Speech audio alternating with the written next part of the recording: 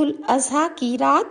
हज़रत इब्ने अब्बास रज़ियल्लाहु अन्हु ने फरमाया, इस रात में एक साल से दूसरे साल तक दुनिया के मामलात की तकसीम की जाती है और शब रात में फ़ैसले कज़ा कहर व रज़ा और कोई शख्स इसमें नेक बख्ती हासिल करता है, कोई मरदूद हो जाता है, कोई इसमें सवाब पाता है तो कोई ज़लील व रुस्वा हो जाता है और एक को अजर दिया जाता है जबकि दूसरा इस अजर से महरूम रह जाता है।